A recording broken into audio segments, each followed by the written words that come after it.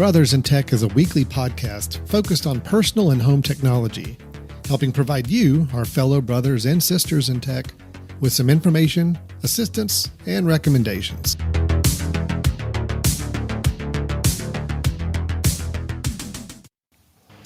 Hi, everybody. Welcome to Brothers in Tech here on the Mesh.tv podcast network. And I am Alan Jackson. With me is Brian Jackson. Brian, how are you doing? Good, Alan. Doing good as usual. Very happy to be here. Yeah, happy to see you again. It's been, a week. So that's it is our time for catching up. Yeah, it's our time for catching up. We like talking some technology, and while we're at it, it's some good brotherly time we spend together anyway. This brotherly is love. Brothers in Tech. Brian and I get together every week, and we talk technology, really focused on technology for the home, family, personal use, day-to-day technology, as opposed to anything corporate, enterprise. We're not doing a lot of prediction work here. We're not doing a lot of futuristic work. We're talking about stuff, tangible, day-to-day technology that we find and use and try to get better at to improve our lives. At least that's my take on it anyway, Brian. So yeah, well, that's most importantly we're getting better, right? We're helping ourselves.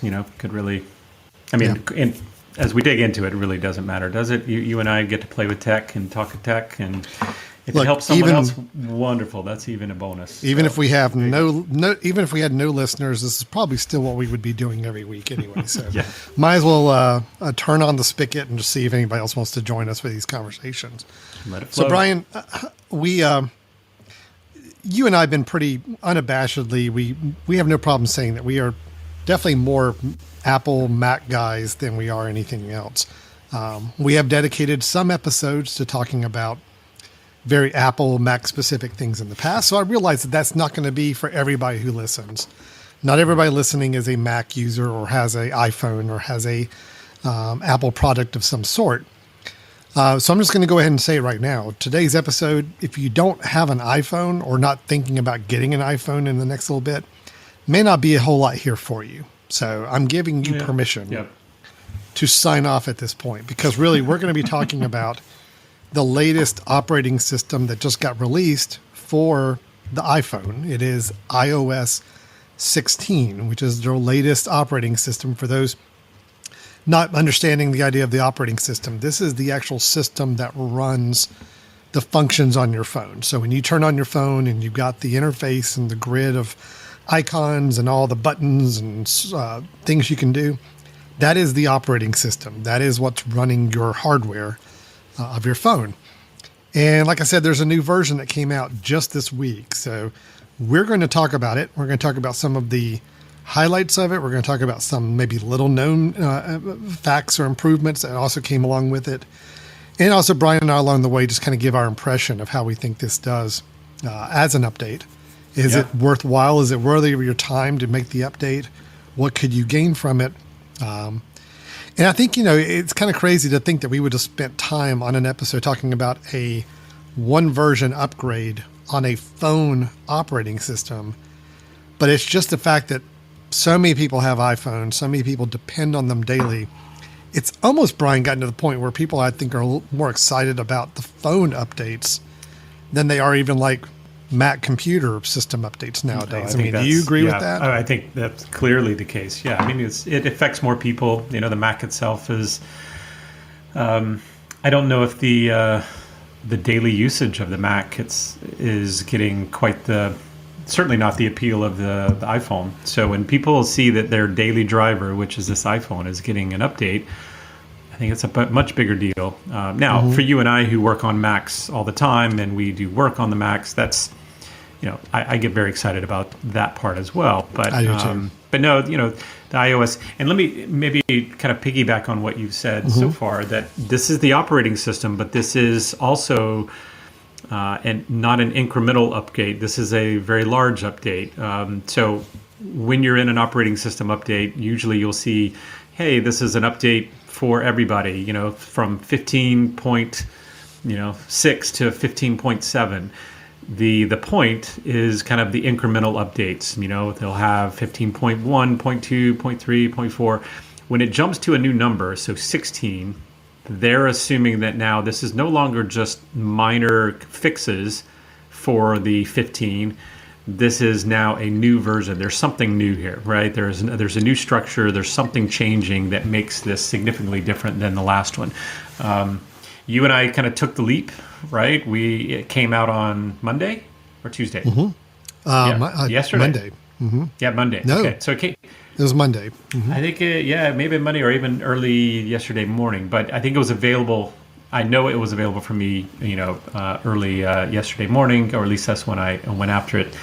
And I will just say that is not recommended for anybody else in the future. When you see a new update, now the incremental updates, I always say do them, right? If you're on 16.4 and it says 16.41 or 16.5, go ahead and do it, right? I mean, it's always good if you can wait, but most of those I think are more safety issues. So when they'll say this is recommended for everyone, do it, because that usually means there's some vulnerability that's there that they've patched, and they need you to patch it soon so you don't get affected. It's either a security, safety related patch, or maybe it's a feature that was not ready in time for the major release, and they rolled it out as a 0.1, 0.2 update later on. I agree with you. Pretty much the point updates, I don't think twice about. I just go ahead and update it whenever I see those pop up.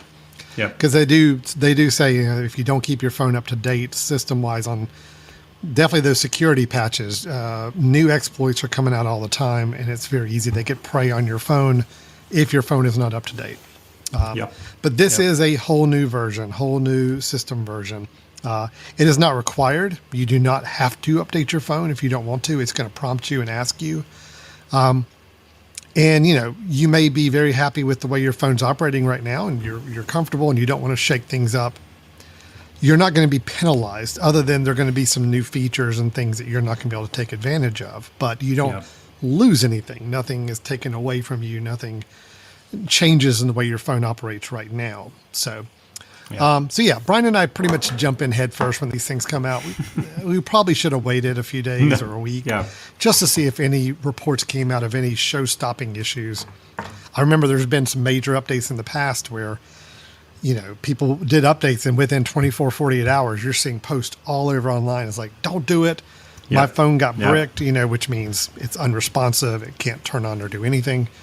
After updating, or something else went crazy. So Wi-Fi doesn't work, or can't go with the network at all. There's always some issues. Always some. Now the good news with Apple, and the same as with Google, Microsoft. I mean, they're big companies. If there is a real show-stopping issue with one of these major releases, probably within a week, you're going to have an update pushed out that's going to fix some of those problems. But again, a week without a phone operating the way you want it to may not be desirable. So again, if you're not in a rush, you like what you hear on this update that we're going to talk about, you can wait a week or two and make sure there's no major issues that pop up and go ahead and do it. Or if you're like us and you just want to throw caution to the wind and just hit the update button and see what happens. I will do updates on my phone and on my iPad. I will not do updates quickly on my Mac, because my Mac is my work computer. If something went wrong with it, I'm dead in the water for a while, and I can't handle that. The phone, I can probably do okay for a couple of days if I had to without it working right. And definitely the iPad. That's more of a luxury fun item than anything for me. So, But, on that note, though, for most people, I think the phone is their lifeline. Sure. That is their big thing. And if this is normal... if the phone is your baby, and this is how you communicate, not just with text, I know that would be the case, but if this is your main line of getting work done or communicating with people, then by all means don't do it. I suggest wait till the first update. You might see 16 point. Alan, do they do 0.0, 0.1, or do they do 0.1? They do both. Typically the 0.1, 0.2, 0.3 are normal, adding some features or adding some enhancements. The 16.0, 0.1, like going out another decimal place, correcting is typically fixes, like security fixes or patches or other things like bugs. That. So, So maybe that's a good rule of thumb. At least wait till the first one. which usually comes, as you said, in about a week, and you'll see that at least has corrected some of the major issues that people may have come about. But I will say, on that note, I haven't had any issues so far. Maybe I should be. Where's the knocking on wood? something, I have an entire wood desk here. I'm knocking on it. No issues after. No major issues. Yeah. About 36 hours for me. I think I've had it, and no problems yet. Yeah. So let's talk about what. Yeah, let's talk about what iOS 16 is, and what its main core function features are that they really promote with this update. Couple of things they really try to play up right off the bat about this new operating system, and it's very evident in 3 or 4 of these images you see on the screen here, is the lock screen. And that is the first kind of big selling point I think that this operating system has. Just as an example, Brian, my son, my middle son, he's told me for weeks now that he is so excited about getting iOS 16 because he wants to customize his lock screen. So that was it. He didn't know anything else that iOS 16 did.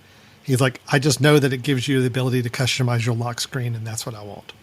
So the lock screen is your screen that when you first turn on your phone before you unlock it with Face ID or with a key, a punched-in key. Passcode. Passcode, that's it.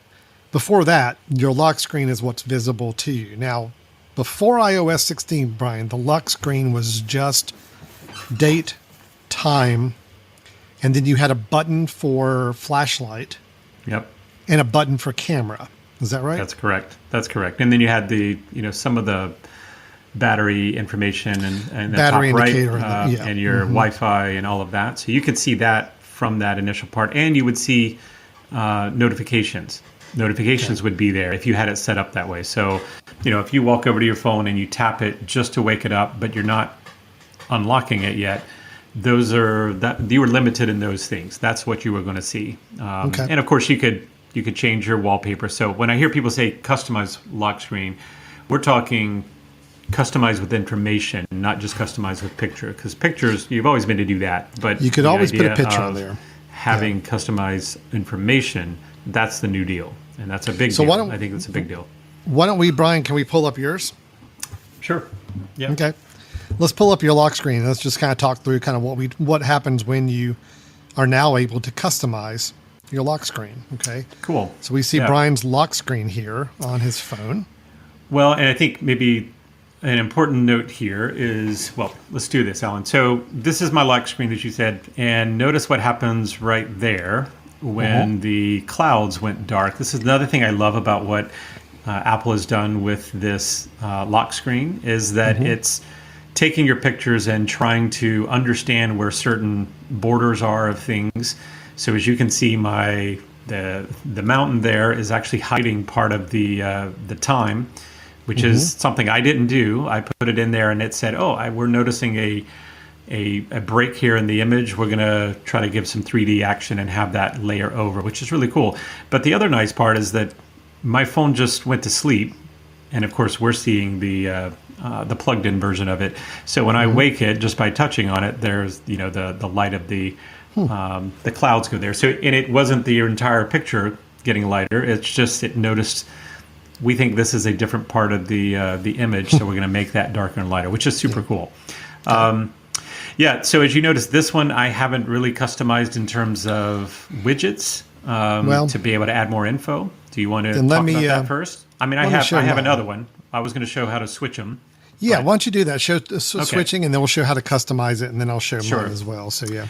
So, and the other thing that's new here is that you've always had just one lock screen, right? This is the only one you have, right? You can go and swap the picture, but this is all you have. So now, just like you would with some of the other kind of app switching, if I click and hold, now I have multiple lock screens that I have created, multiple options. And these are all that I just kind of quickly created just the other day. And as you can see, some of them are images. Some of them actually have some information. I'll go and pull up one that has some information there. And you'll see now there's something underneath the time, which I put in, what is the left side there is the next items I have coming up on my calendar, and on the right side are my battery. Oh, I'm sorry, battery of my AirPods, and then on the very far right, sorry, Like a temperature touching and- it. Yeah. Weather, temperature gauge, yeah. Right.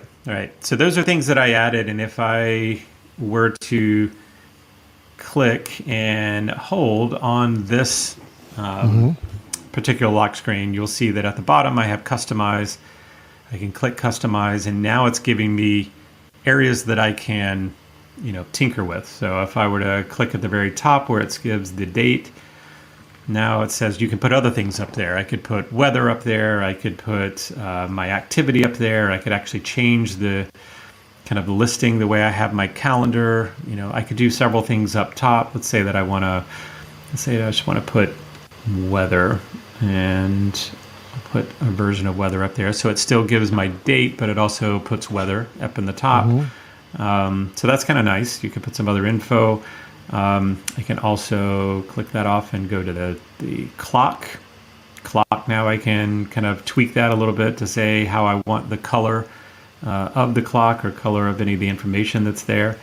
I could do the font differently. So that's nice. And then the same thing goes with that next round, which is, of course, where the real fun stuff happens, is you have lots of options of what I could throw into that little strip there. And as you can see, you are limited by space, Al. And this is one of the things I have to say. I didn't read up enough about it in advance, and I was kind of ticked off about that they only gave you one strip.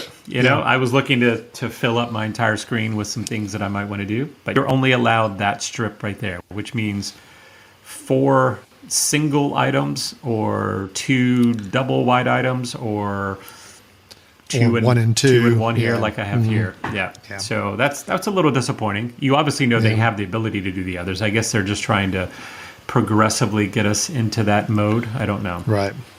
So yes, you have a strip where you can add your own widgets, and they do provide you with a bank of widgets to start with. Now, I'll say too, from my perspective, Brian, I was a little underwhelmed when I got into the lock screen customization for a couple reasons. One, you can't move anything on this lock screen. So basically the time is locked down. The strip above your time is locked down.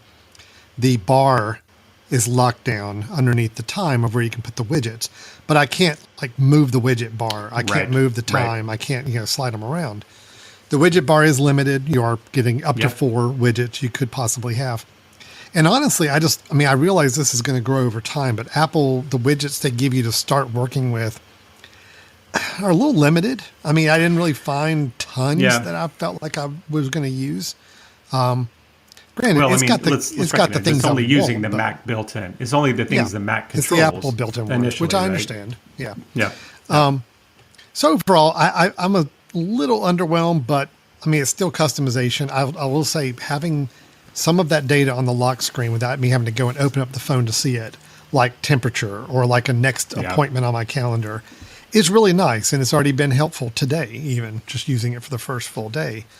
So I get it. There are some benefits there, but I guess the lack of customization and right now the lack of a lot of interesting widgets to play with was a little disappointing, but No, I was too. But this is where we need to talk a little bit about Apple's strategy for those who aren't aware or haven't been in this ecosystem in a while. They tend not to put things out that aren't either completely dialed in or they're completely confident about. And sometimes I think they purposely put things out in a slow drip so that it looks like they're continuing to evolve, right? They give you a little bit here. If they gave you all of it, then they figure, okay, well, where do we have our point 1, point 2, point 3 that's going to come up, right, to be able to offer more of these things.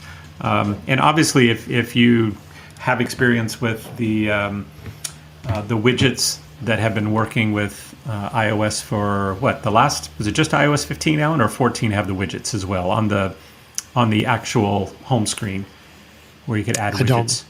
I don't remember. So I think it's at least within the last iOS that we've been using widgets, and widgets were the exact same way. When they came out, I was so excited to finally have not just our icons, but I could put weather or something on the home screen.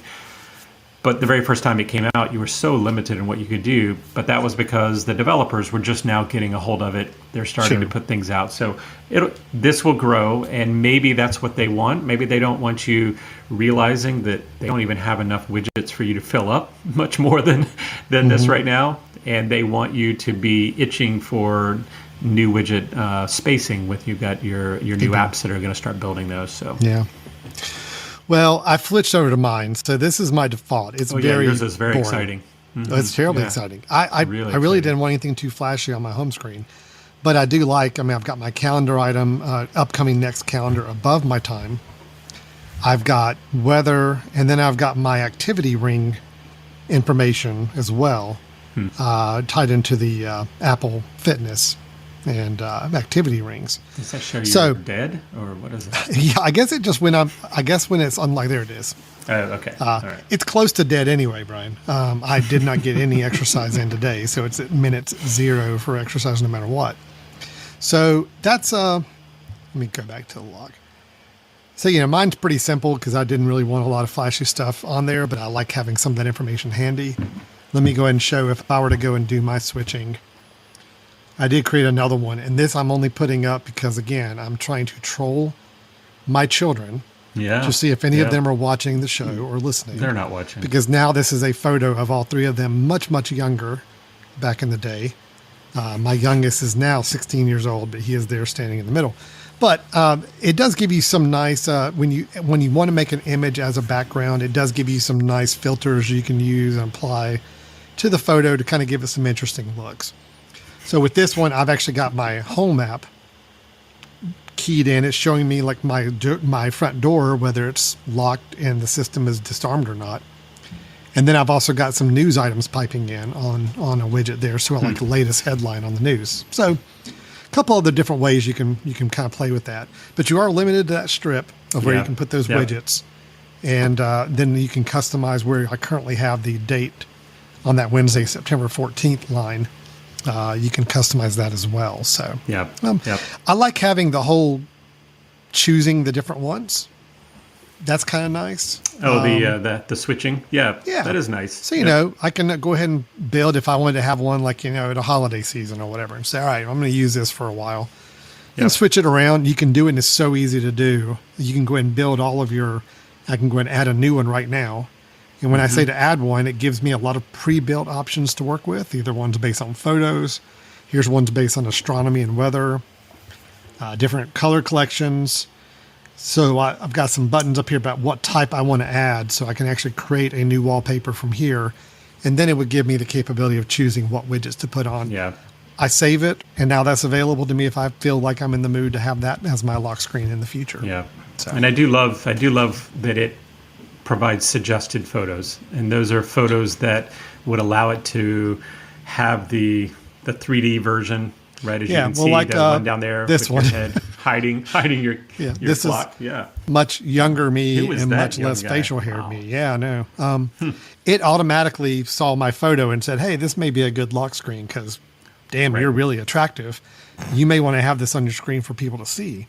And but like you said, it also went ahead and automatically keyed in to kind of give it a cool effect with it overlapping my time. Now, if I were to add some widgets to it, let's say if I put my rings out there, it's going to tattoo your head. If that's the only one I want to have, it's now like a little bullseye tattoo on my head there. So Yep. And if I say, and actually interesting. So Alan, notice this is something I noticed before as well, is that when you start adding stuff, notice it removed the ability of your hair to cover the time there, right? Just because you added that. I think once I added that widget to it. Now, if I were to go, it kind of brought everything up.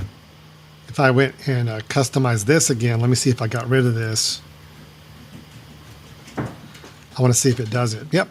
I brought that feature back now because it just said, okay, it's going to be weird if your head is overlapping the time, but not overlapping the widgets. So it's doing a little AI work on your photos there. It's not perfect. I tried to get it to replicate it with some other photos I had, and it didn't always do that effect the way I was hoping. So, but it's kind of cool. I mean, if it is cool, if it works out good, it's pretty nice. Yep. So I do like having all those options to kind of flip around between. So that's the lock screen. Yep. Did you have anything else on that, Brian? Anything else you thought was interesting there? No, not really. Other than, I mean, I think you're going to mention this, but maybe now's a good time to do it. Alan, if you go and tell it you want to customize again, or with me, that's fine. Yeah. So as you notice, I'm in the app switching here. So if I were to say, yes, I want to, work on this one. Actually, let's do that again. You can see there's a focus button. And for those that don't know, focus is something that, Apple put out, I don't know, I think that's also maybe 2 versions ago, but focus is you can set up and say, when I'm at work, I want this to happen. I don't want notifications, or I don't want this, or when I'm at home, I want certain things to happen. So I can actually click on focus and say, I want this screen or this lock screen only to come up when, I'm in my personal focus time, right? Yeah. So if I happen to switch to work and I have work focus here set to when I get at my office, so it knows my location. When I'm in my office, it automatically switches to work focus. So maybe I have a completely different lock screen that I want to use. So, I think that's pretty slick too. That's starting to make it much more dynamic and useful. Maybe you don't want, the image of, Alan, you and I on a cruise, having way too many drinks. Maybe I don't want that one going on at work, but I do want that one when I'm at home, right? Or I do want that one at a certain time. So that's pretty slick. I do like the idea that you can tie those things to, because, what they've done is they've really taken the watch mentality, right? I mean, the Apple Watch, you can switch really quickly between different watch faces based on, what you're doing or based on where you are. They've kind of taken that same approach here, which I really like. I think it's slick. So I do like it. I look for it to be expanded on over time, adding more widgets, more capabilities to it. But I mean, it's better than what we had before. Yep. And I really do love the switching capability. The tying to the focus, I think that's something that I'm still going to have to really dig into, because I just have not gotten into the focus world yet. Yeah. On the iOS system. I think it's intriguing. But if you're not someone who uses focus now, you haven't set those parameters, you set up what apps are available to you or what notifications you get based on what focus you're in, then the lock screens aren't going to mean a lot to you on the focus side. Yeah. But they are really cool if you use that function. Great. Well, that's the lock screen. So there is some editing capability. There are some nice things to play with on that. You okay? You lost some power? Yeah. No, lost some sorry. light? No. trying to darken my my image there, because it definitely did. To get blinded, but a little too much. Okay, all right. Go ahead, talk amongst yourself. Let's talk about some other stuff going on with the iOS update. So messages was something that got a lot of attention, and I'm gonna see if I can bring up something with messages here. By the way, I do see that one of my sons did see the photograph that I put up of him from about 12, 13 years ago. So good to know. Good to know one of them's watching. That's great. Well, your oldest son has now become your favorite son. Congratulations. Yeah. Congratulations, son. You made it.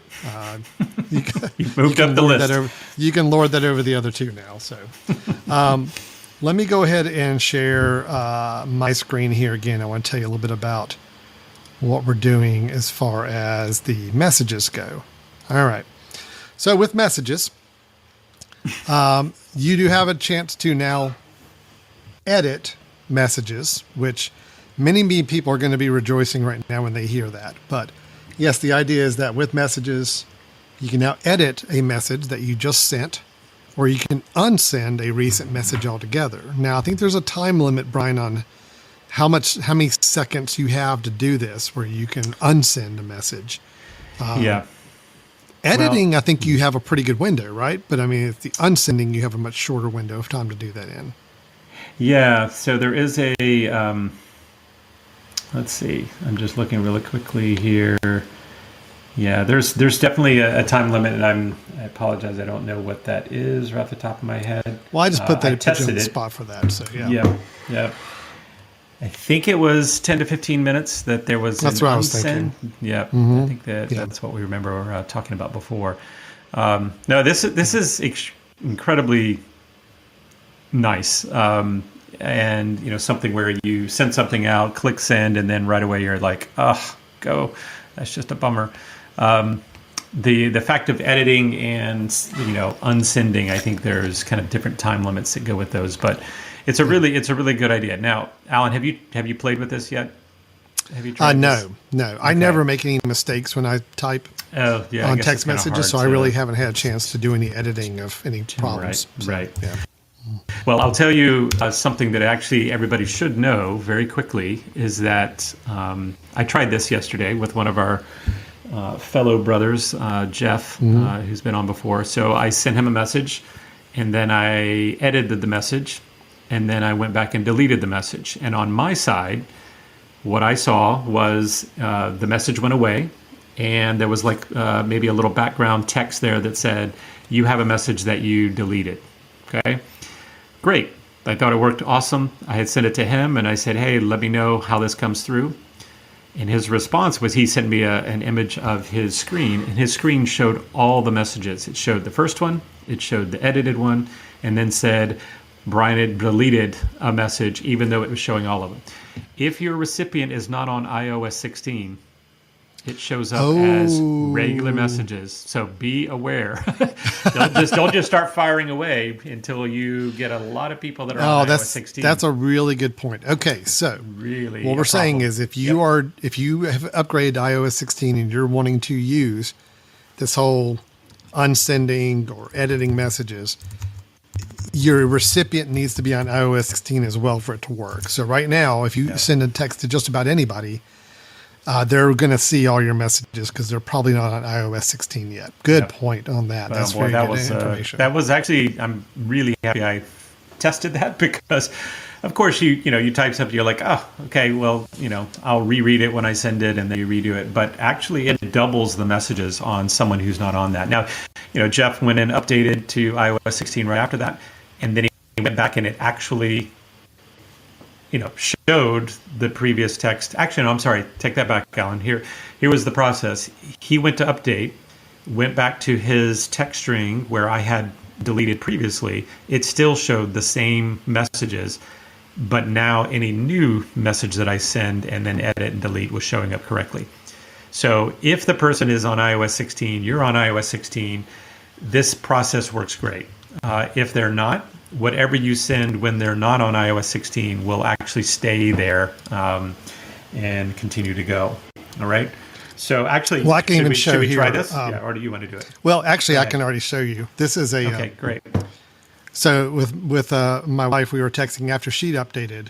I don't know if you can see it in the screen there, but it actually says Suzanne Jackson unsent a message. There you go. Okay. Yep. And then it shows edited to nice, like a different word she typed. So she had typed a word and then she did an edit to a different word.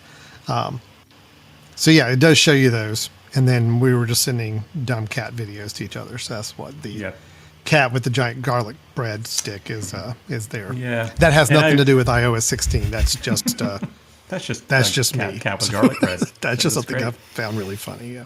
But yeah, it does give you a note to at least say unsent a message. So you do know that they unsent one. Okay. Right. You will see that. You just won't see what the original message was. And if they edited something, you can get a note to say like what they edited. So at least you know that an edit was made. And I think that's a little bit for some safety and security purposes, Brian. I mean, I think the idea that if you could completely erase the fact that you sent somebody a message could open up some problems, especially with people harassing or a stalker type situation or bullying. So you want to have some paper chain to show that, yes, something did transpire here, but now that person has unsent it.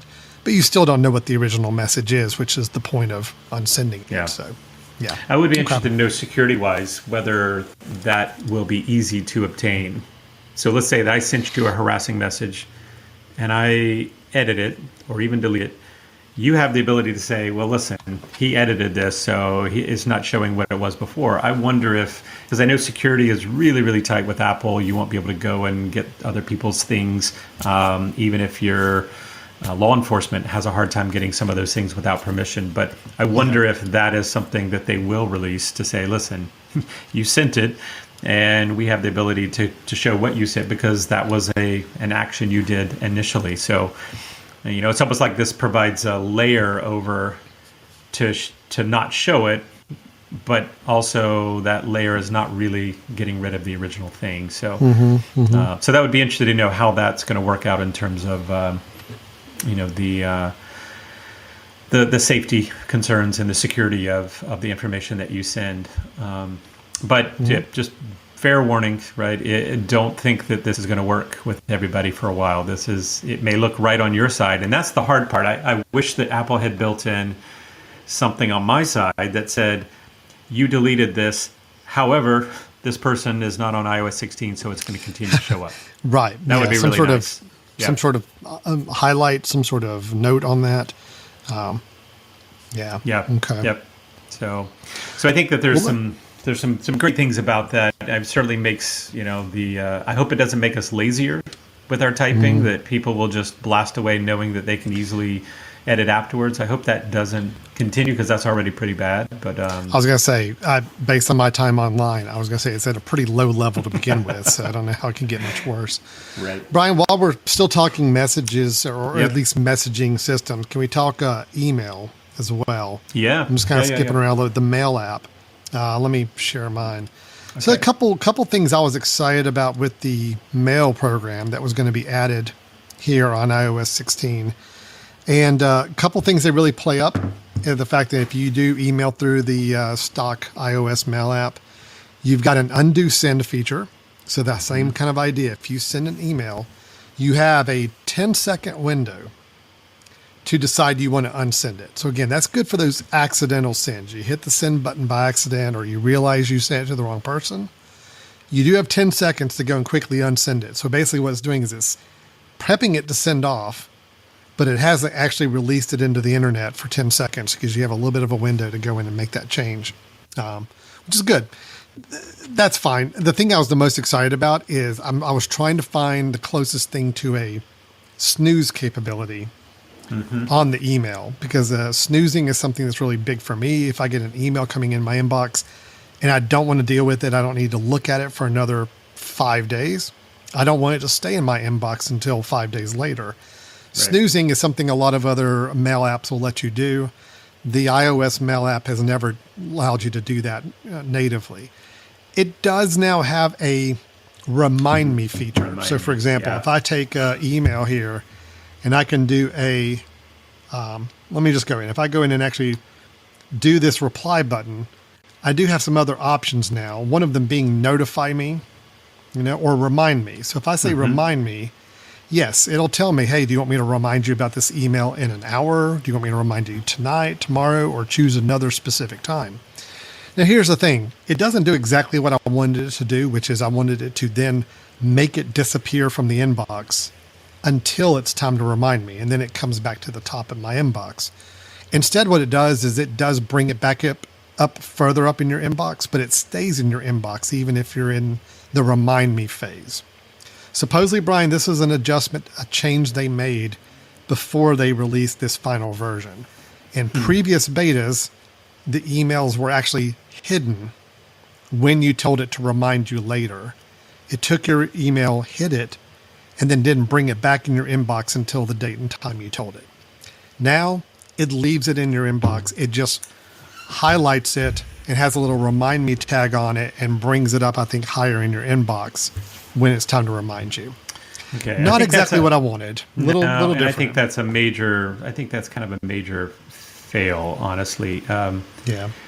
But I was just looking to see whether you could get creative and do a filter of your inbox only showing those that were not flagged to be reminded, right? That would be kind of the way around it. It's just have your inbox only showing those that weren't going to be reminded yet, and then come back in when they're new again. But you can't do that. I'm only seeing the filter,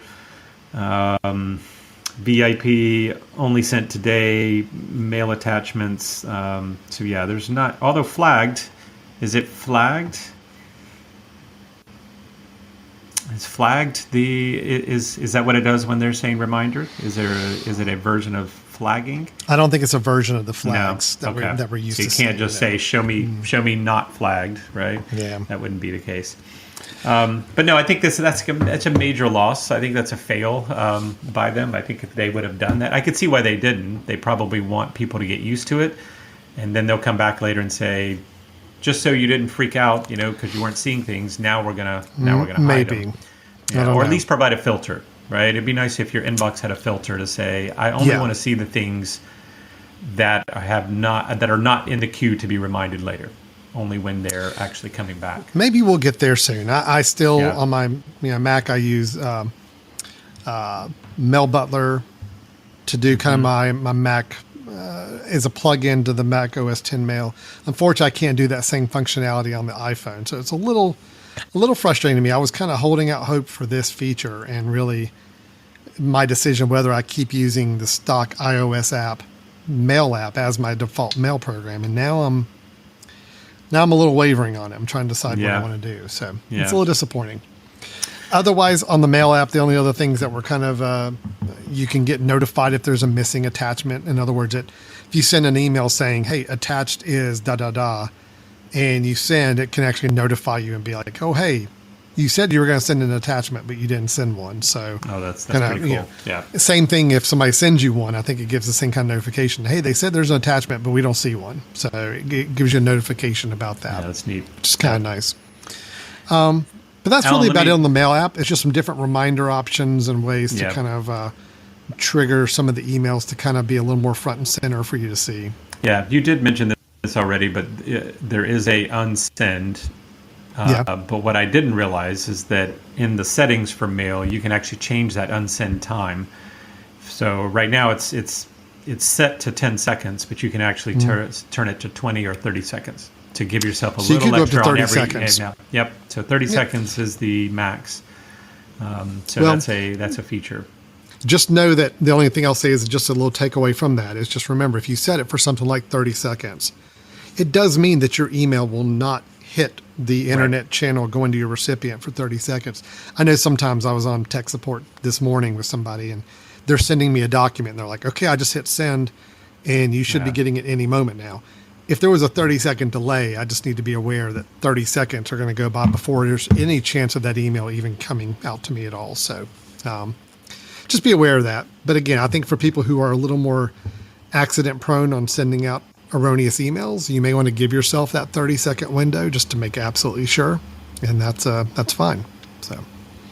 So I also, Alan, did a quick check, what we talked about earlier, the editing a message in messages. You can edit a message up to 5 times.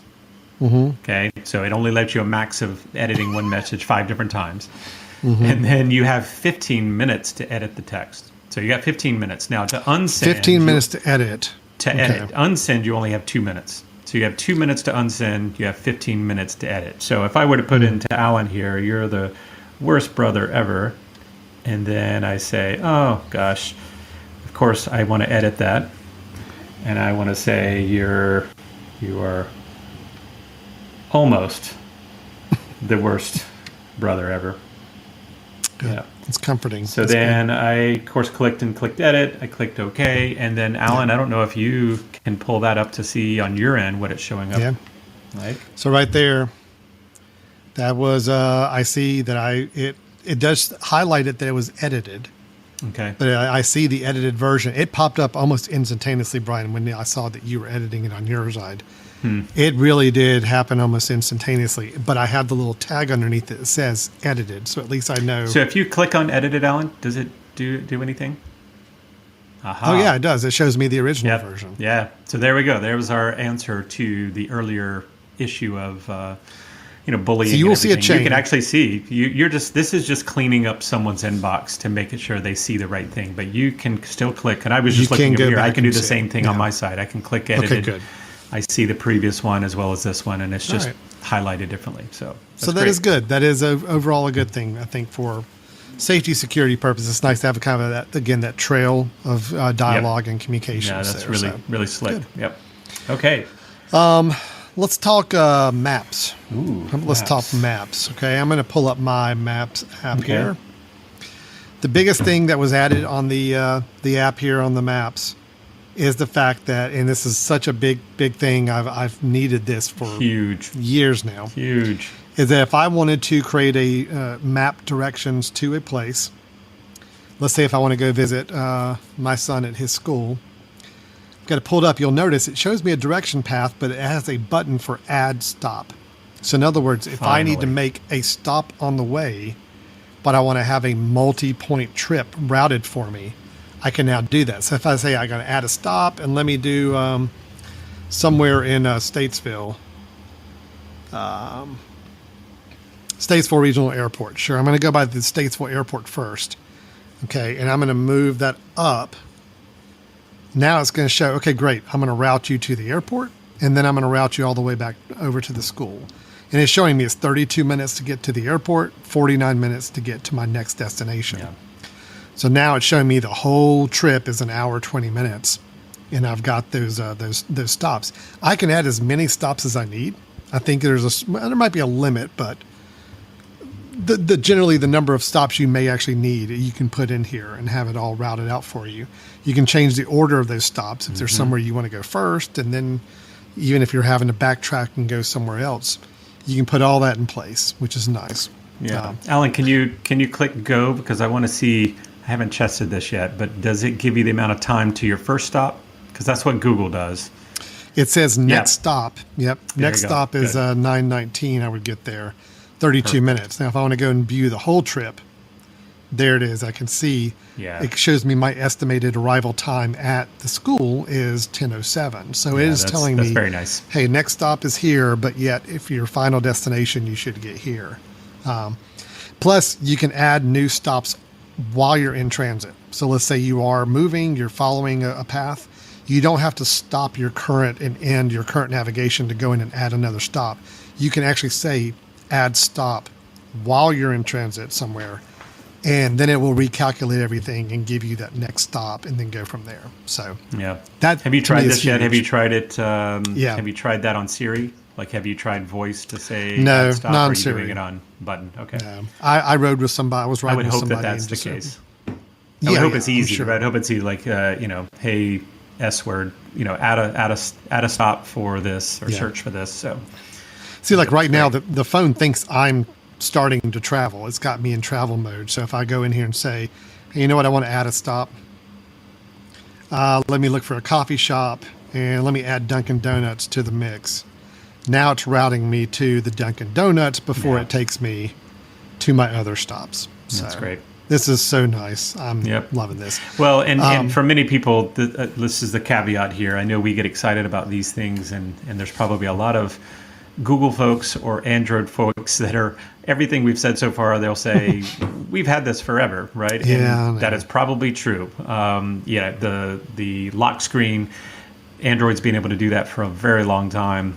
Google Maps has been doing added stops for a very long time. Sure. So these are all catching up. I think they're catching up in a way that they're potentially cleaner in the way that they do that, which again is Apple's thing, right? I'm going to let you guys go forward. We're gonna catch up, but we're gonna do it even nicer, or we're gonna do it so it looks nicer, or that it works more effectively. You're gonna do it faster. We're gonna do it potentially better, and that's at least their mantra. Alan, if you want to switch over really quickly to mine, I just want to show, which is something that also I haven't used before. So I just put in that I was going from my location to you, right? And that shows, it's going to take a day and 15 hours to get over there.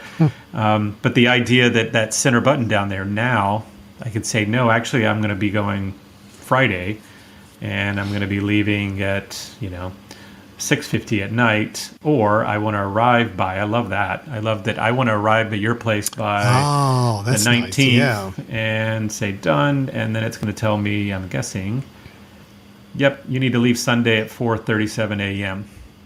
I love that. I mean, that's super slick. Oh, no, that's great. Makes it really, really nice if you're talking about long trips. I didn't even see that. Yeah, that's so picking good. people that's up. Good. So, So Maps is getting a ton better. I honestly, I haven't used Maps probably in the last 6 months. I started using it. Before that, I was totally Google Maps because Google Maps was just so much better.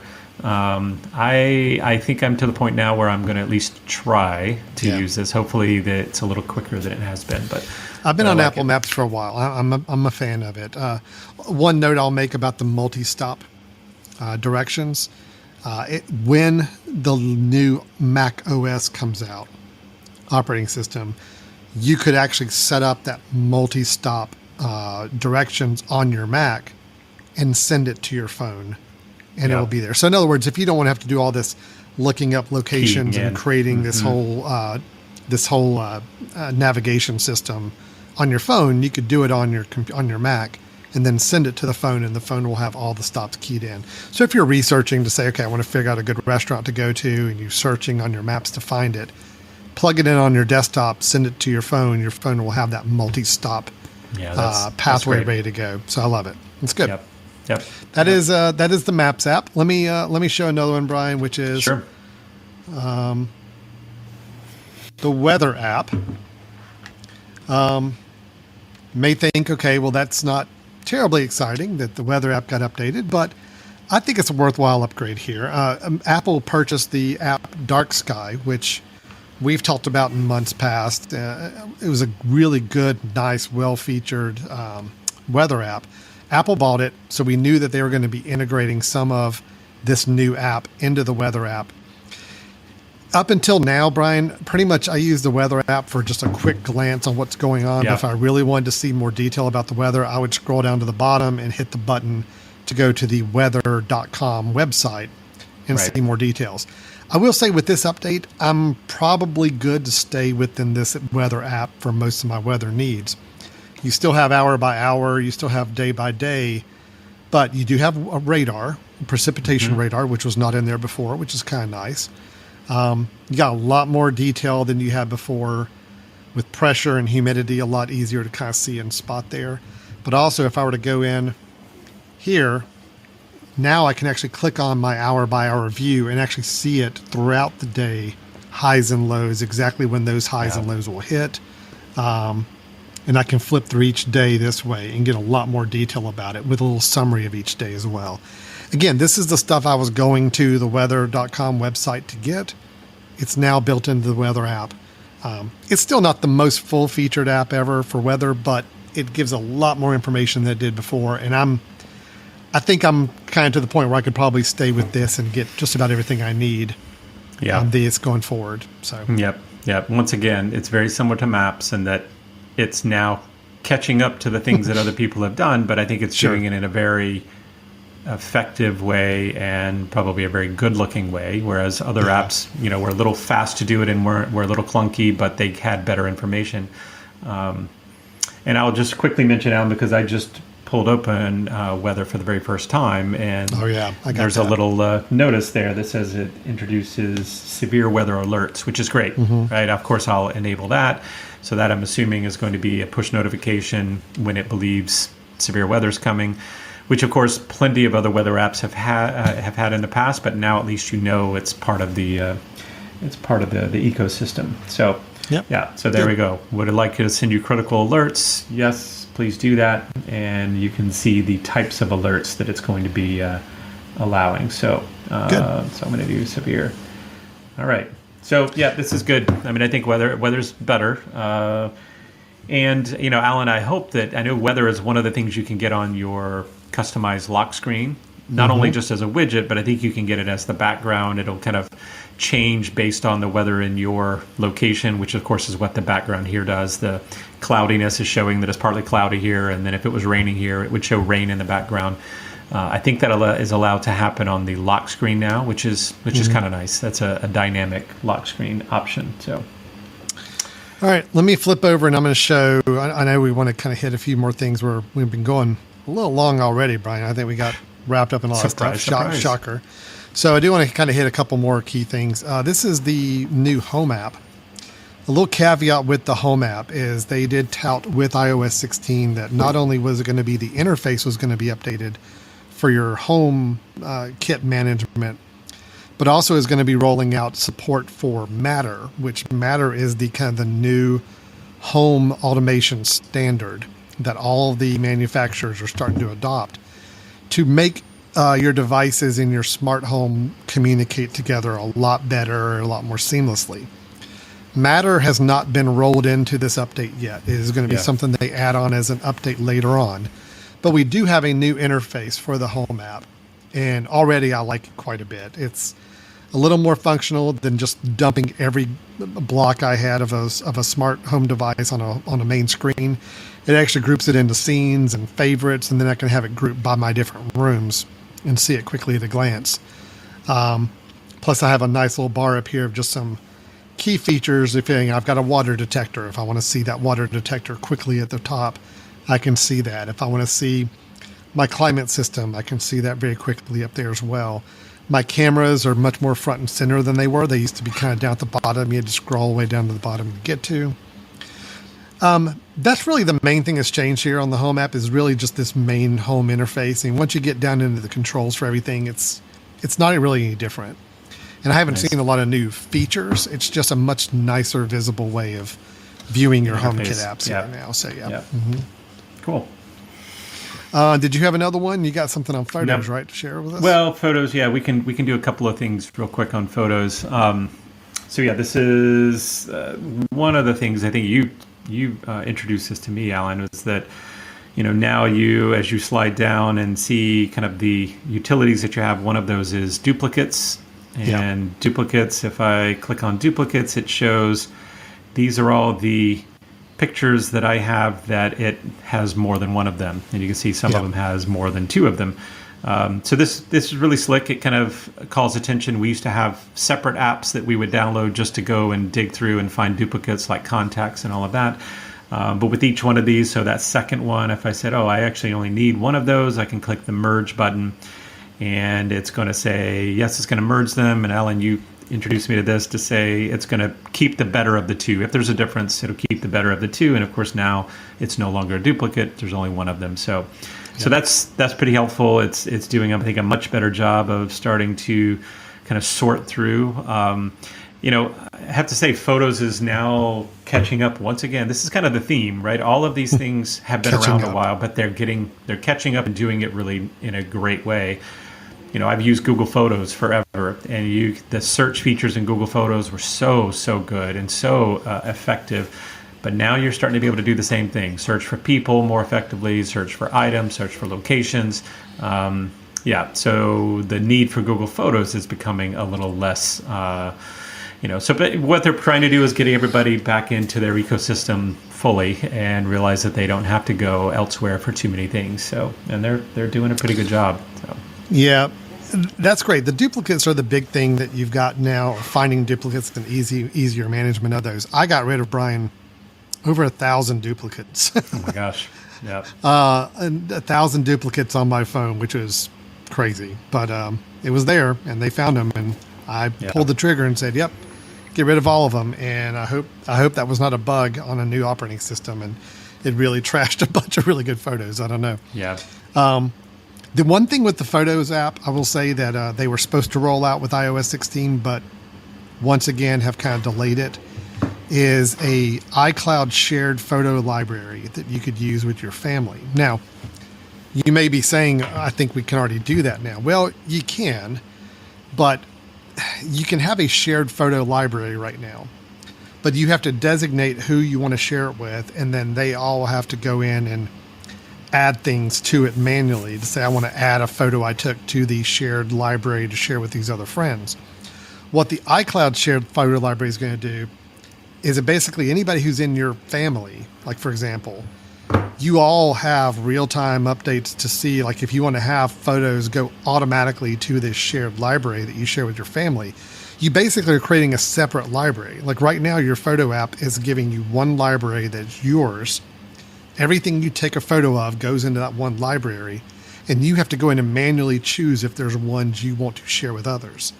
This will actually create a second library that you have shared with your family or other close friends. And then you can say when you take a photo, I want it to go into one of those two libraries or go into both libraries if you want to. So it becomes a lot more automatic. You can actually have a shared family photo library, which is just kills me right now that we don't have that. That's really tough. I've got 5 members in my family on my iCloud family, and I don't have an easy way to just automatically share some family photos we take with everybody in that family without having to go and manually set that up to do it. So Yeah. I was really looking forward to that. Disappointed. Yep, It's a later update, but it is coming. It'll be one of those 0.1, 0.2 updates here before too long. They do. So Yeah, and just to add on that, I don't know if I know they delayed this as well, but I don't know if it's going to be even further delay. But the original plan of this, Alan, was if I went with, say, 4 friends and we go on a hike and we all have our phone with us and we're all in each other's contacts as friends, and I start taking pictures on this hike, that there's supposed to be an automatic kind of, hey, by the way, so-and-so and so-and-so and so-and-so are close by. Do you want to go ahead and share these pictures with them?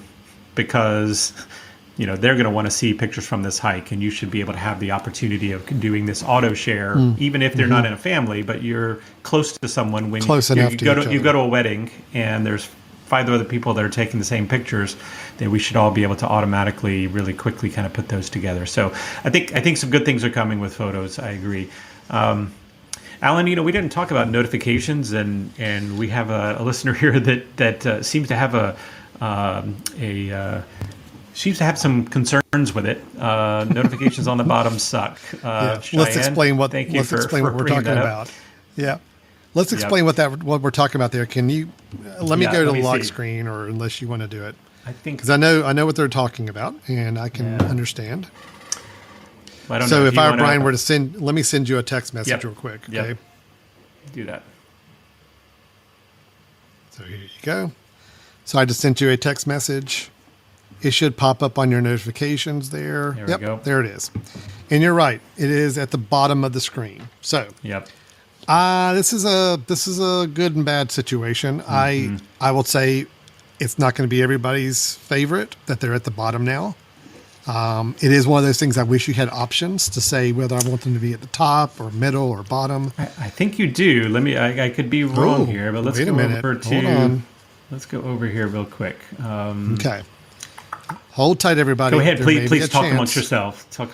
Well, the thing is, I did see that it was a little problematic. I personally like them being.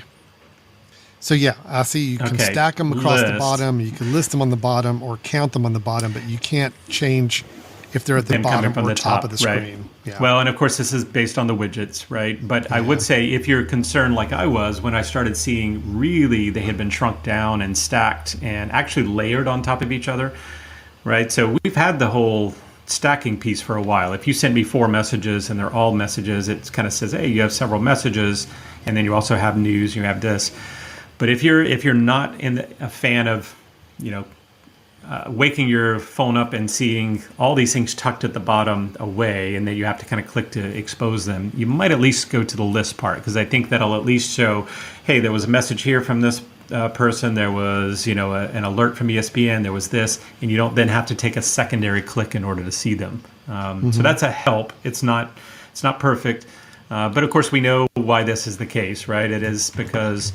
And it goes back to why widgets right now are only one line, and why everything's at the bottom is they're trying to make sure you see how pretty their background pictures are, Yeah. Because if they did, if they'd allowed you day one to throw in 20 widgets, you'd never pay attention to how nice the picture is in the background. So, or if you could pick and choose, if you wanted to have all your notifications back up at the top of the screen or in the middle of the screen or something, you never get to use widgets and all right. That. Yep. I don't agree with it, but I totally see that that's their point.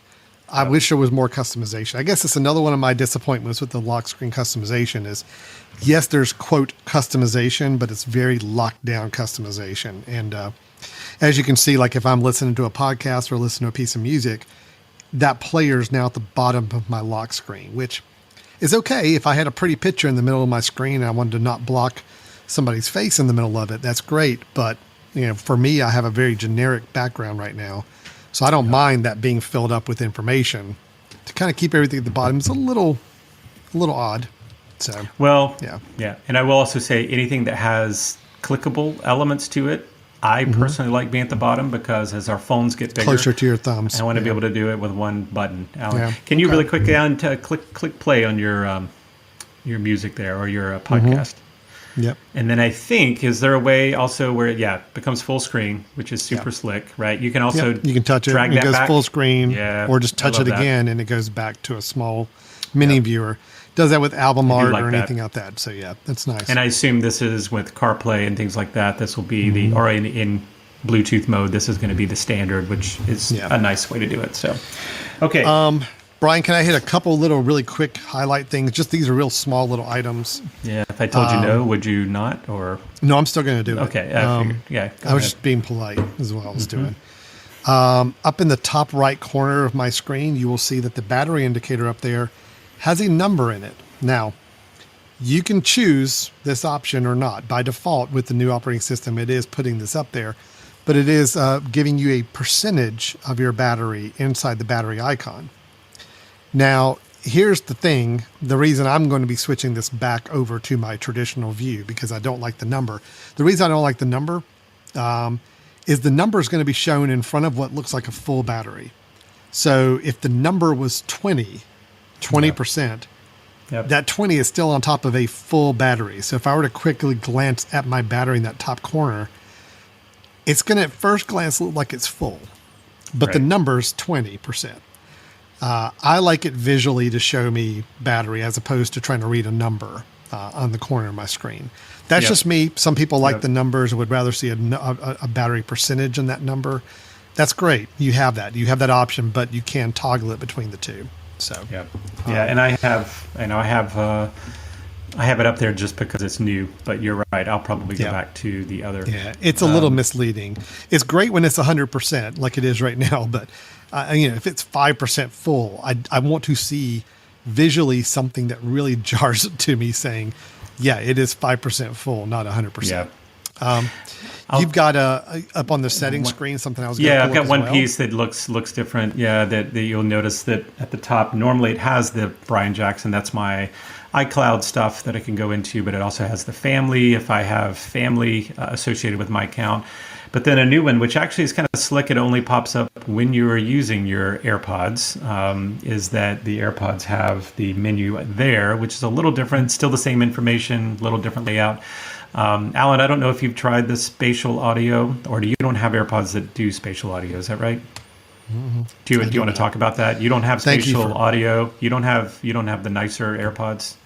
I just want to hear you say it. You don't have the nicer AirPods. I don't have the nicer AirPods. Okay, there, I said it. So for people that do, or if you have, I think the big the headphones from Apple. I just did this today, and this is actually kind of interesting. I don't know if it does anything, Alan, but you'll see there the personalized spatial audio. So spatial audio is where the audio is kind of changed. We've talked about this before in a previous episode. So it sounds like you're immersed in the audio. So if your head turns, you actually hear the audio stay in that same visual location. Well, the personalized is actually kind of interesting. I did it this afternoon. And what it does is it forces you, again, very similar to Face ID, you show it your head and you wiggle it around. You show it your ear. So you actually have it take a video of your ear and a video of the other ear. And then it says it's supposed to change your sound based on the shapes of your ears. I don't know if it's actually doing anything because honestly, all the spatial audio sounds pretty good anyway. But it's another thing that is kind of interesting. I'm assuming if someone has more open ears or something that there's going to push sound to one side versus the other, because that's, of course, what the AirPods are doing. So, but anyway, I just to confirm, you don't have the AirPods. I think it sounds like right? Okay. I think it sounds like a stupid feature.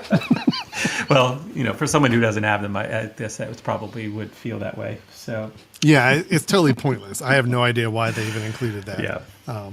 No, I'm actually kind of jealous. I actually want to go out and get new AirPods now just to try that out. So I think, Brian, I think we hit most everything. Your Wi-Fi password. I've already used this twice just in the last day. It always was confounding to me that I could never, when you connect to a Wi-Fi network and you have to punch in a password, it saves your password. So every time you get on that Wi-Fi network, it connects you automatically. But if you go to look inside that Wi-Fi network to see your password, you just see the dots, and you could never see it.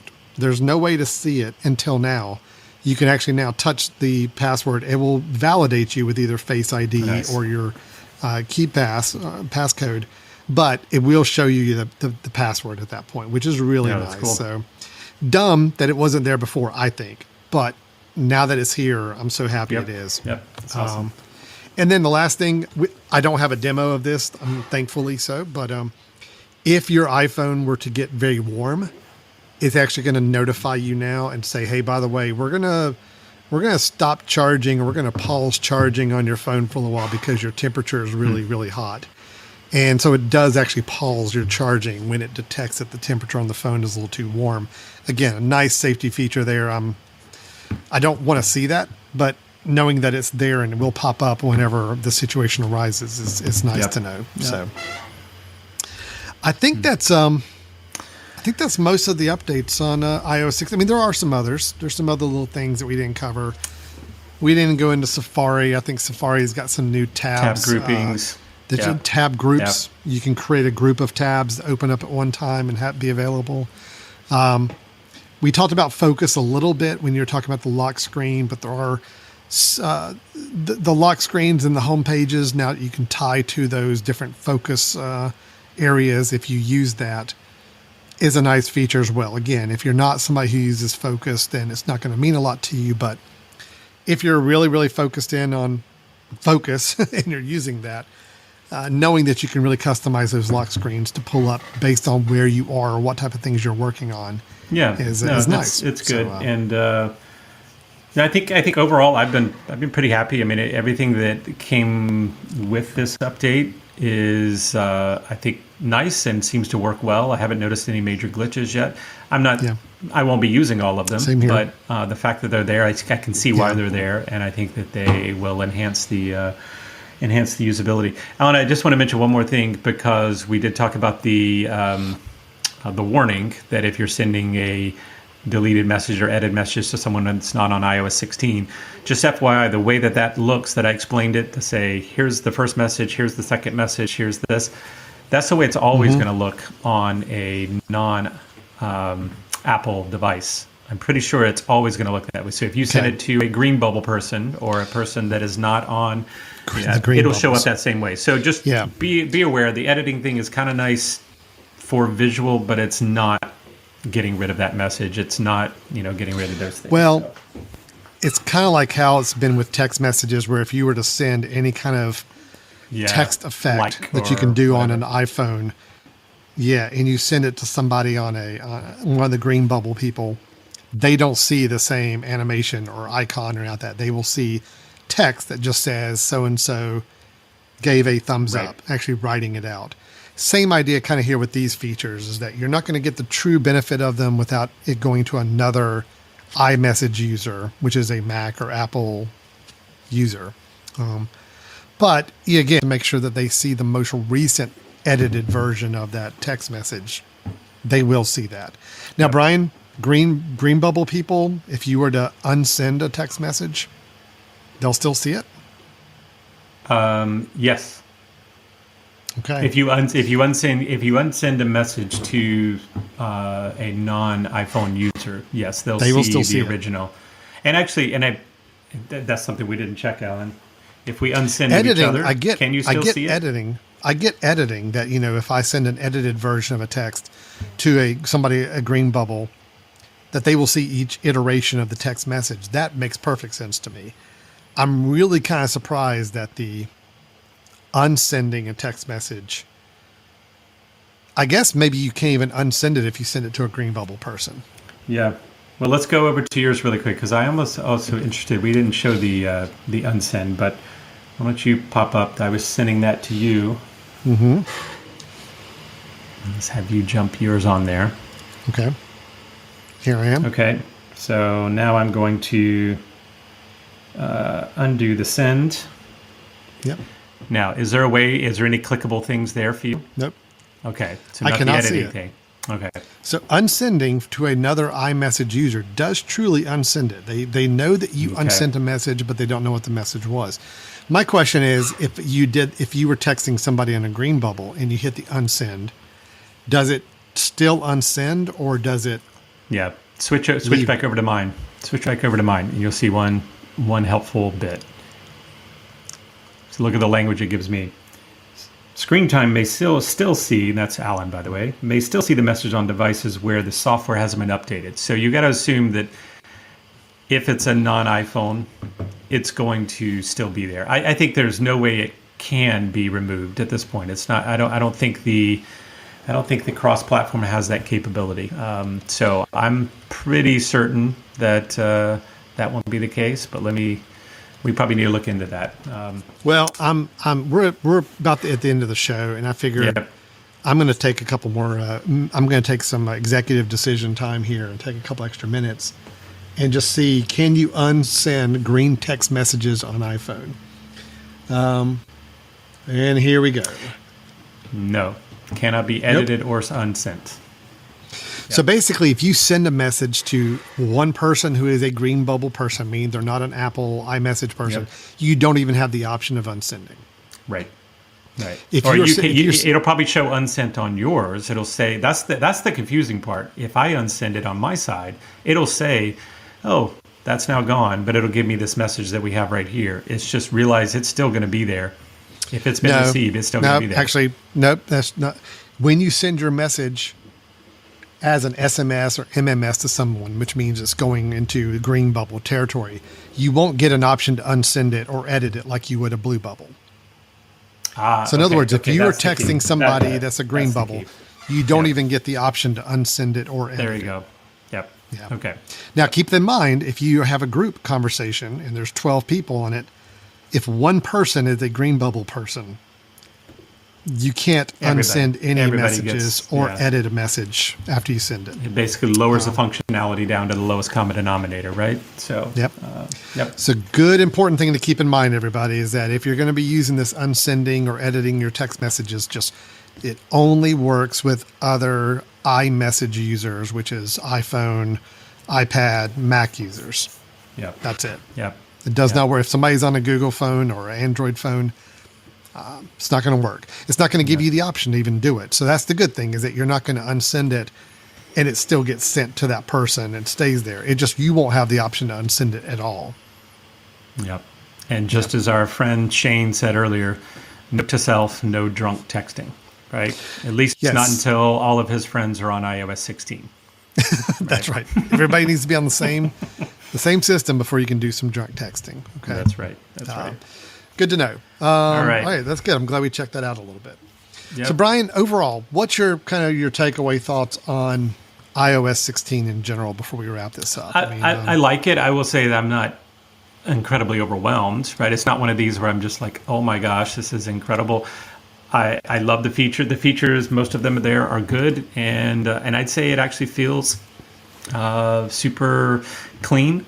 And I love the lock screen. And I'm looking forward to more widgets and more use of that lock screen.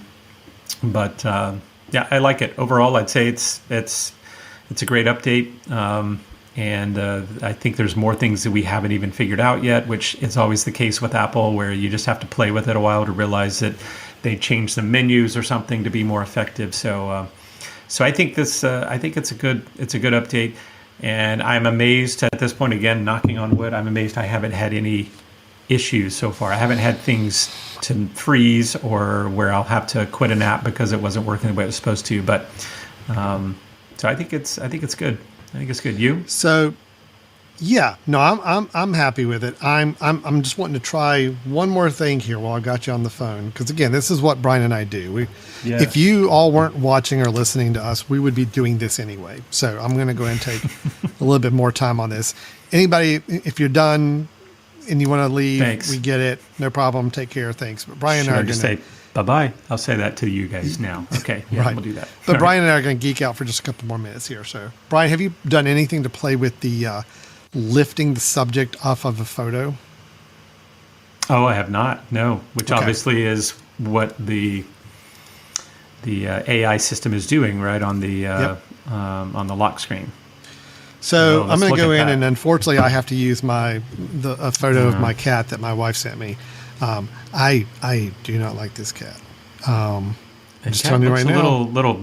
I mean, it looks a little possessed. Is that Oh, normally the way it looks at you? it does not give any what's about anybody except itself. I'm a dog person now, and we lost our dog a few months ago, and now this cat has adopted us, a neighborhood cat that has decided it's going to live with us.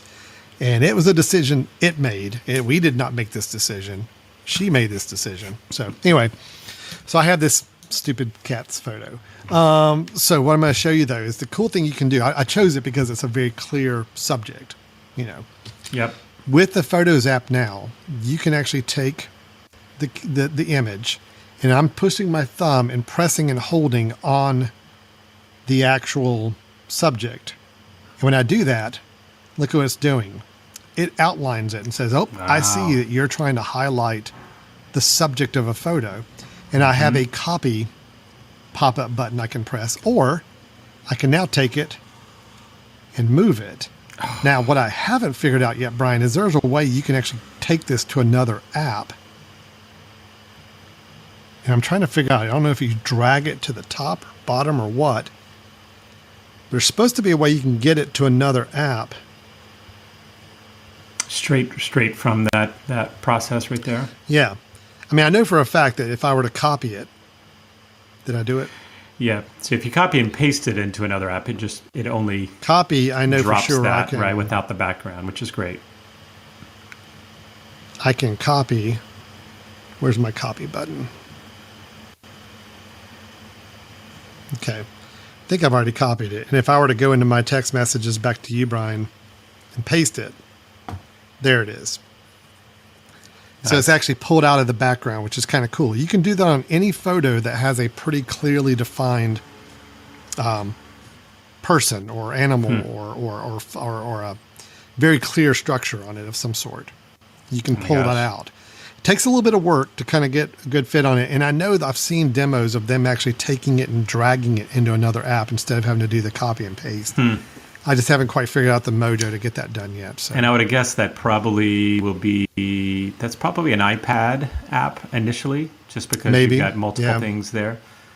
And by the way, thank you very much. Now I have this devil cat on my phone, that You're showed welcome. up. So thanks. Yeah. So I thought that was pretty cool. We didn't really talk about that. It's a very, very kind of niche-y, very specific thing you could do. Yep. I mean, in the long run, are there a lot of practical applications for it? Maybe. I haven't quite thought of one yet, but right now it's a nice little show and tell item to show somebody. Yep. I think that's just to take pretty it cool. And be able to pull that off. Yeah.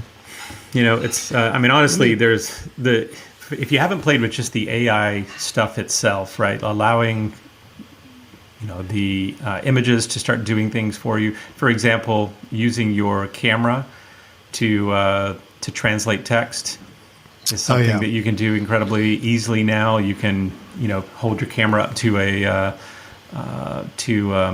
some sort of language, and it will not only be able to copy that text, but it also, I believe it can, I don't know if it's going to do it since you're on a video feed. But, well, it's supposed to be able to do it with video now too. Oh, is it? Okay. But it's also, if you pull up a foreign language, or you go to if you're abroad somewhere, you hold your phone up next to the street sign that has a word you can't understand, that there's a way to translate. Once it recognizes that it's text, it will start to give you options to deal with that text, which of course Google has done for a long time, but now building it into the ecosystem is pretty slick. So. There's some good things. A couple nice things with it. So overall, iOS 16, I'm happy with. I think once we got past the first 3, 4, or 5 versions of iOS that really kind of caused the whole operating system kind of really shape where it is now. I'll admit the last 5 or 6 versions, I don't think any of them really resonated as major changes to how we operate the phone or how we use it. They all introduced nice features. They all gave us some nice capabilities, but I couldn't even tell you what came out in last year's version or what came out the version before that. It's more incremental for me, what I'm seeing. The home screen still looks the same. The way we interact with it's still basically the same. It's just adding a few other elements to it to make that experience as pleasurable as possible. But Yeah. I'm always looking for anything that helps with productivity and efficiency. And I do feel like there are some things with the lock screen and some other tools. A couple on the emails are helpful. A couple on the messages that just help with how we operate and how we get things done on a daily basis. So Yep. I agree. Okay. So great. Overall, That thumbs is- up. So Yeah, iOS 16. I'd say again, if you are not, if you're not an early adopter, you're not someone who's just foaming at the mouth to get it now. I'd give it a week before you make the update, just to play it safe, just in case there are some showstoppers out there that haven't been uncovered yet. Brian and I have done. We took the risk for you. We've upgraded. We're saying welcome. it's good. So I think if you did decide to do it now, you're probably not going to have a problem. But it's always good to kind of wait if you can. If you're able to be patient, it does pay off, I think. So. Well, there's nothing here that I think you'll be majorly struggling without. But I will just quickly mention, you will want to upgrade this before too long. Let's say in the next 6 months, Sure. when all the apps start to be built on this platform, and then they start to really take advantage of this, that's when you absolutely will want to be there. Up to that point, it's just cool. It's cool to get new stuff and cool to learn new productivity, but there will be a point in time where you will be hindered by having an older operating system. So it's not just, hey, it works well. It'll start working worse because things will start being geared toward the new system. So. Yeah, every application you update, if you update Facebook, you update, any other Google app or whatever on your phone, those are going to get more and more catered to the latest iOS operating system, which means they could be over time degrading performance and functionality on older ones. So you will want to eventually keep it up to date, but you don't need to do it the first week if you don't want to. That's right. So, That's right. Yeah. All right. Well, Brian, if anybody has any other features about iOS 16 that we didn't mention that they think are pretty important, or just questions about the iOS operating system and upgrading and all of that, anything we can help with, how do they get a hold of us? Yeah, send us an email at info@themesh.tv. So that's info@themesh.tv. You can send us your thoughts. We also love hearing about future episodes. We've heard from a couple of listeners with some ideas that we're batting around right now of potential future episodes. You can also go to our website at www.brothers-in-tech.com, which will continue to evolve, but that's the place to go for previous episodes, as well as seeing some additional information about how to contact us. So, all right. So, Brian, we started something a couple episodes ago. First off, I want to credit one of my sons that did chime in on the messaging while we were recording here. So he was watching, and I appreciate that. It's great. I don't think he's watching to the end. So I'm throwing this out there. Here we go. All right. The last 2 episodes, we have kind of given out a secret word at the end. And I'm mainly doing this as a way to see if any of my 3 sons are watching this show to the end. Okay. Right. Because again, if you watch it the first 20, 30 minutes, that's great. Listen, thank you. I appreciate it. We still get the count for you listening. But, I'm just wanting to see if they actually make it to the end. 2 weeks ago, we had the code word High School Musical. That was the word you had to use and write to us if you were one of my children to let me know that you listened to the end. Last week, we used the word mimeograph, which I realized, look, that's a tricky word for some of the younger generation. They don't know what this is. But mimeograph was the secret word last week. I don't even remember how we brought it up, Brian. Oh, how did we bring up mimeograph? Fax machines, and we were talking about old technology, copy machines. Right. Yeah. Yes. Yep. So mimeograph was the word last week. This week, I'd like to introduce another word. Okay. Just that we brought up in passing. So the key word this week is devil cat. Devil cat. Devil cat. So if you are listening to the end of this show and you'd like to prove to us that you listened to the end of the show, you need to text me, send me a note. If you know me personally, text me, send me a note, whatever. That, hey, devil cat. That's all you got to do is say that word. Devil cat. And I know that, oh, wow. We have an MVP listener, right? You're an MVP listener. You get to Devil Cat. You are one of my friends and family, and you listen to the end, and that's admirable, and I appreciate that. So that is my code word. Again, code word is devil cat. Code word is devil cat. Devil cat. That's the thing to say. I love it. All right. All right, Brian. Well, I guess we're going to wrap it up then. Thanks, everybody, for listening or watching Brothers in Tech this week. We're going to go play with our phones a little bit more and try out some new features. We'd love to hear from you if you got some ideas or thoughts for us on this or any other subject. And otherwise, we will look forward to talking to you next time we get together here on Brothers in Tech. Bye-bye. And this is where I play the closing. Devil cat. I'm so slow on this. Devil cat.